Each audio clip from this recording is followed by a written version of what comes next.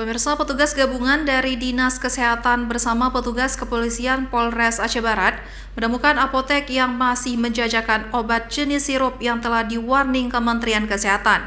Petugas meminta pihak apotek untuk mengemas ke dalam kardus dan obat-obat tersebut agar tidak diperjualbelikan untuk sementara waktu kepada masyarakat.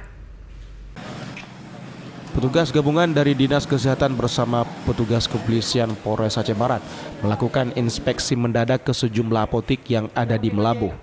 Dalam sidak tersebut, petugas menemukan sejumlah apotik yang masih menjajakan atau menjual obat jenis sirup yang telah di-warning Kementerian Kesehatan.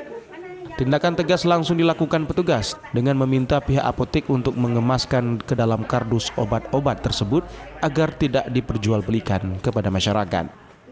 Apalagi di Kabupaten Aceh Barat ditemukan kasus seorang balita yang diduga mengalami gagal ginjal akut dan kini sedang menjalani perawatan di Rumah Sakit Umum Zainal Abidin Banda Aceh.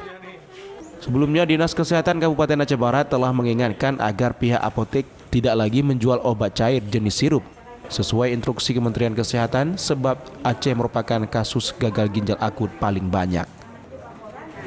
Sejenis obat cair semuanya itu sudah diamankan untuk sementara tidak boleh digunakan. Kalau untuk korban untuk Aceh Barat itu belum ada, tapi ada dugaan sementara. Itu belum pasti, kita hanya menunggu kepastian dan kita harus berkoordinasi juga dengan rumah sakit CMD. Bagi pemilik apotek dan apoteker untuk tidak menjual, jadi mereka mengamankan sendiri barangnya sehingga nanti dapat berkoordinasi dengan si pembuat obat untuk melakukan penarikan. Kasat Reskrim Polres Aceh Barat, AKP Rizky Adrian, mengatakan obat yang ditemukan masih dijual akan disegel dan disimpan di gudang apotek.